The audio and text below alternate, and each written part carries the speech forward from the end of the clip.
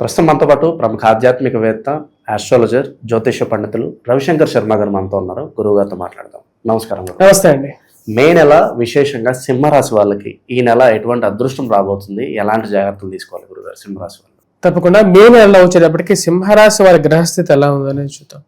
సింహరాశి వారికి మెయిన్గా వచ్చేటప్పటికి వైవాహిక జీవితంలో సప్తమంలో ఉన్నటువంటి రాహు కొన్ని ఇబ్బందికరమైనటువంటి పరిస్థితుల్ని, అదేవిధంగా వైవాహిక జీవితం కాకుండా కూడా కొన్ని చికాకులను కలిగించేటువంటి స్థితిలో రాహు, అష్టమంలో ఉన్నటువంటి శని యొక్క ప్రభావం అనేది బాగా కష్టపెడుతుంది అన్నమాట.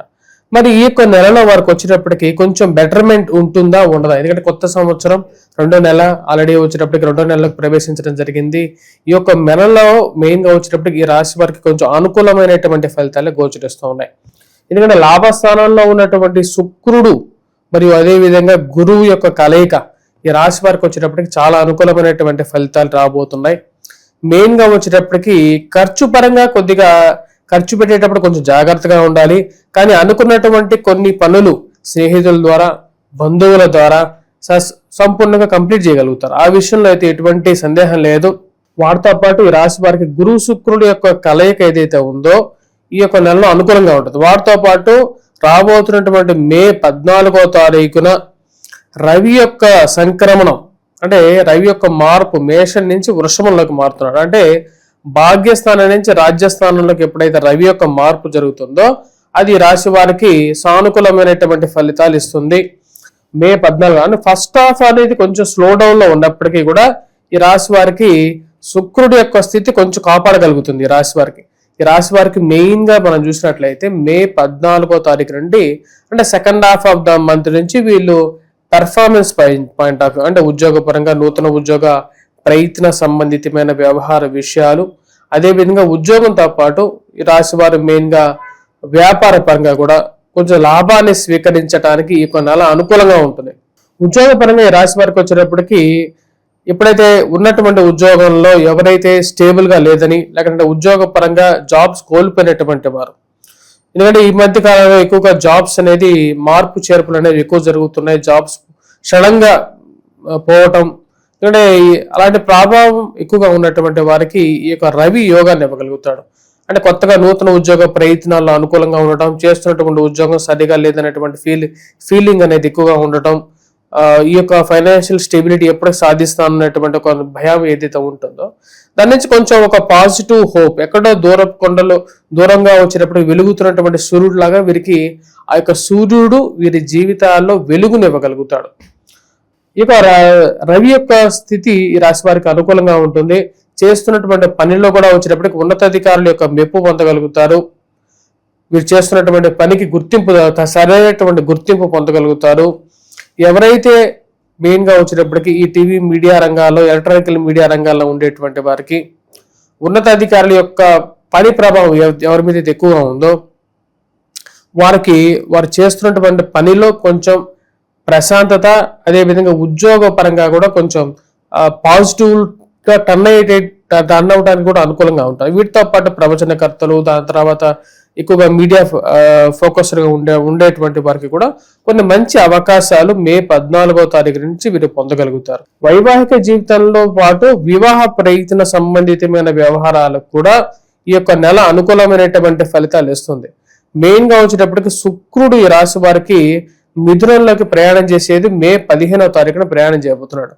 మే 15వ తారీఖున శుక్రుడు యొక్క మార్పు రాశి వారికి అనుకూలమైనటువంటి ఫలితాలు ఇచ్చే విధంగా ఉంది. శుక్రుడు ఎప్పుడైతే లాభస్థానంలో వస్తాడో అప్పుడు వైవాహిక జీవితం గురించి ప్రయత్నాలు చేసేటువంటి వారికి ఒక పాజిటివ్ ట్రెండ్, స్త్రీలతో సత్సంబంధాలు ఏర్పరచుకోవడానికి అనుకూలమైనటువంటి ఫలితాలు కూడా పొందగలుగుతారు. విద్యార్థుల పరిస్థితి ఏంటంటారు? విద్యార్థులు మెయిన్ గా చెప్పాలంటే విద్యార్థులు ఎవరైతే విద్య గురించి ఎక్కువగా వాళ్ళకి, ఎందుకంటే టైం అనేది చాలా తక్కువగా ఉంటుంది. అదేవిధంగా ఈ మే అనేది వచ్చేటప్పటికి చాలా క్రిటికల్ మూమెంట్ అన్నమాట. ఎందుకంటే ఏప్రిల్ మేలో విద్యార్థులు మెయిన్ గా వచ్చేటప్పటికి ఈ యొక్క నెలలో కొంచెం మ్యాథమెటిక్స్ మీద కొంచెం ఎక్కువగా కాన్సన్ట్రేట్ చేయాలి. అదేవిధంగా ఆరోగ్యపరంగా కూడా కొంచెం జాగ్రత్తలు తీసుకోవాలి. కాకపోతే వాళ్ళకి సక్సెస్ అనేది ఉంది. అదేవిధంగా వారు ప్రతిభకు తగినటువంటి గుర్తింపు కూడా కంపల్సరీగా ఈ యొక్క నెలలో సెకండ్ హాఫ్ లో పొందుతారు. ఫస్ట్ హాఫ్ లో ఈ రాశి వారికి కొంచెం సానుకూలమైనటువంటి ఫలితాలు ఉన్నప్పటికీ కొన్ని విషయాల్లో కొన్ని జాగ్రత్తలు అనేవి కూడా తీసుకోవాలి. మెయిన్గా హెల్త్ పరంగా జాగ్రత్తలు తీసుకోవాలి. కాబట్టి ఈ యొక్క విషయాన్ని ఈ రాశిలో ఉండేటువంటి వారు ఎక్కువగా గమనించడం అనేది ఉత్తమమైనటువంటి ఫలితాలు ఇస్తుంది. మరియు అదే విధంగా వచ్చేటప్పటికి ఎక్కువగా లాభాన్ని స్త్రీల ద్వారా, అంటే ఉండేటువంటి పనిచేసేటువంటి ఆఫీస్ కార్యాలయాల్లో వీరికి కొంచెం సహాయం చేసేటువంటి స్థితిలో ఆ స్త్రీలు కొంచెం క్రియాశీలకమైనటువంటి పోషణ సపోర్ట్ అనేది ఇవ్వగలుగుతారు. కుటుంబంలో కూడా ఉన్నటువంటి చిన్న చిన్న సమస్యలు ఏవైతే ఉన్నాయో వాటన్నిటిని తగ్గించుకోవాలని చెప్పి నిర్ణయించుకుంటారు. మెయిన్గా ఈ రాశిలో ఉండేటువంటి వారు కోపాన్ని తగ్గించుకోవాలి. మెయిన్గా ముఖ్యమైనటువంటి కొన్ని జీవిత పరంగా మనం తీసుకోవాల్సినటువంటి కొన్ని నిర్ణయాలు అనేవి ఉంటాయి. ఆ నిర్ణయాలు ఎటువంటి నిర్ణయాలు తీసుకోవాలి అంటే వచ్చేటప్పటికి మెయిన్గా మనం మాట్లాడేటప్పుడు ఈ రాశిలో ఉండేటువంటి వారు జాగ్రత్తలు తీసుకోండి. అనవసరమైనటువంటి ప్రామిసెస్, అంటే మీరు చేయలేనటువంటి కొన్ని ప్రామిసెస్ చేయొద్దు. అప్పు ఎవరికి డబ్బు వడ్డీకి ఇవ్వద్దు ఈ రాశిలో ఉండేటువంటి వారు. మరియు అదే విధంగా చేయి బదులు కూడా ఇవ్వడానికి 1-2 సార్లు ఆలోచించి ఇవ్వండి అంతే. అంతేగాని లార్జ్ అమౌంట్ ఆఫ్ ఇన్వెస్ట్మెంట్స్ మెయిన్గా బిజినెస్ పరంగా పెట్టేటప్పుడు 1-2 సార్లు ఆలోచించాలి. ఇవన్నీ ఎందుకు చెప్తున్నానంటే ఈ రాశి వారికి అష్టమ శని ప్రభావం, సప్తమంలో రాహు, ఈ రెండు, దాంతో పాటు ఈ యొక్క నెలలోనే వచ్చేటప్పటికి కుజుడు కూడా వచ్చేటప్పటికి శనితో కలిసి ఉన్నాడు. ఈ యొక్క కాంబినేషన్ ఈ రాశి వారికి కొంచెం ప్రభావాన్ని చూపిస్తుంది. మరియు ఈ ప్రభావాన్ని నుంచి కూడా లైట్గా ఈ యొక్క నెలలోనే మీరు బయటపడడానికి అవకాశం కూడా గోచరిస్తూ ఉన్నది. అంటే నెల గడిచే కొద్దీ పాజిటివ్గా మారుతూ ఉంటుంది వీరి యొక్క జీవితం. గురుగారు, ఇక విశేషంగా ఈ మాసం ఎలాంటి పరిహారాలు చేస్తే అద్భుతంగా కలిసి వస్తుంది అంటారు? ఈ యొక్క నెలలో మెయిన్గా వచ్చేటప్పటికి ఇప్పుడు మనం గమనించినట్లయితే కొన్ని బిజినెసెస్గా బాగా అనుకూలంగా ఉంటుంది. అదేవిధంగా ఇందా చెప్పిన విధంగా కొంచెం ఆరోగ్యపరంగా కూడా వయోవృద్ధులు కొన్ని జాగ్రత్తలు అనేవి తీసుకోవాలి.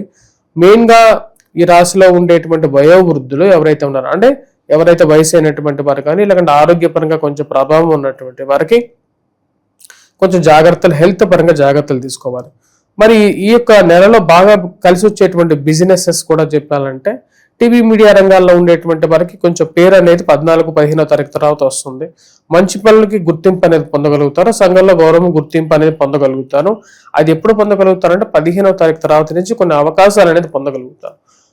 First half of the month మనం చూసుకున్నట్లయితే రెమెడీస్ గురించి మనం మాట్లాడినట్లయితే రాహు సరిగా లేడు, సో దుర్గాదేవిని పూజించడం, అదేవిధంగా వచ్చేటప్పటికి అమ్మవారికి కుంకుమార్చన చేసుకోవడం, ఆ కుంకుమను ధరించటం, వాటితో పాటు ఈ రాశిలో ఉండేటువంటి వారు మిగతా పరిహారాల్లో వెంకటేశ్వర స్వామి దేవాలయ దర్శనం చేసుకోవటం, శనికి వీలైనటువంటి దానం చేయాలి. అసలు దానం ఎందుకు చేయాలి అని చెప్పి శాస్త్రంలో కొన్ని వచనం ఉందన్నమాట. శాస్త్రం ప్రకారంగా వశిష్ఠుడు శ్రీరామచంద్రుడికి ఏమని చెప్తున్నాడంటే, జరిగేటువంటి కర్మలకి మూలకారకం ఏమిటి అంటే నువ్వు చేసినటువంటి పూర్వజన్మ ఫలితాలే. అంటే మనకు ఉండేటువంటి సంచిత కర్మ, ప్రారబ్ధ కర్మ మరియు అదే ఆగామ కర్మ, ఈ 3 కర్మలు ఉంటాయి. సంచిత కర్మ అంటే నువ్వు ఇప్పుడు చేసేది, సంచిత కర్మ జరిగిపోయినటువంటిది, ప్రారబ్ధ కర్మ జరుగుతున్నటువంటిది. ఓకే, ఈ కర్మ ఫలిత సిద్ధాంతం ప్రకారంగానే మనం చేయాలి. మరి అప్పుడు శ్రీరామచంద్రుడు అడుగుతాడు, ఇవన్నీ జరుగుతున్నాయి కదా, ఇప్పుడు నేను రాజుని, నా దేశంలోనే ఒక సైనికుడు ఉన్నాడు, ఇంకొకడేమో బిచ్చగాడు ఉన్నాడు, మరి ఒకే దేశంలో ముగ్గురు స్థితులు ఉన్నాయి కదా, అంటే వీరు చేసినటువంటి కర్మఫల ప్రకారంగానే వాళ్ళు ఉన్నారా, వాళ్ళు మార్చుకోలేరని అడుగుతాడు. అప్పుడు శ్రీరామచంద్రుడికి వశిష్ఠుడు ఏమని చెప్తాడంటే, ఇవన్నీ వాళ్ళు చేసినటువంటి కర్మ అంటే పూర్వ కర్మ ఫలితం ప్రకారం వాళ్ళు అనుభవిస్తున్నారు, కానీ నువ్వు జడ పదార్థం కాదు, అంటే నువ్వు ఒక చెట్టువో రాయివో కాదు, నువ్వు ఒక మనిషి, నీకు బుద్ధి ఉంది, మనస్సు ఉంది, ఈ 2 ఉన్నాయి నీ దగ్గర. మరి నీ యొక్క కర్మని నువ్వు మార్చుకోగలుగుతావు అంటే అవును, నీ కర్మను నువ్వు మార్చుకోగలుగుతావు. ఎలా మార్చుకోగలుగుతావు? సంచిత కర్మలు చేయాలి అంటారు. సంచిత కర్మలు అంటే ఏంటి? మంచి పనులు చేయాలి. అంటే నువ్వు పాపాన్ని ఎలాగైతే మూట కట్టుకుంటున్నావో, అంటే నీకు వచ్చేటువంటి చెడు ఫలితాలు, అంటే భూమండలం మీద నువ్వు అనుభవించేటువంటి కష్టాలకి కారకం ఏంటి? పూర్వ జన్మలో చేసినటువంటిది, ఈ జన్మలో చేసినటువంటి పాప ఫలితాన్ని నువ్వు అనుభవిస్తున్నావు. ఈ పాప ఫలితాన్ని పోగొట్టుకోవడానికి నువ్వు ఏం చేయాలి అంటే కూడా దానికి ఉపాయం చెప్పేస్తాడు. ఏంటది? సంచిత కర్మలు చేయాలి, అంటే మంచి పనులు చేయాలి. మంచి పనులు ఏమేంటి? అందుకని మన పెద్దలు ఏం చెప్పారంటే దానం చెయ్యాలి అని చెప్పారు. అంటే మనం చేసేటువంటి దానం ఏమవుతుంది? మంచి పనే కదా అది. ఆ మంచి పని ద్వారా ఏమవుతుంది? నీ యొక్క పుణ్యఫలం పెరిగి నీకు మంచి జరగటం అనేది మొదలవుతుంది. ఓవరాల్గా ఈ రాశి వాళ్ళకి ఈ మాసం విశేషంగా ఏ విధంగా ఉండబోతుందో మంచి విశ్లేషణ అందించారు. ధన్యవాదాలు.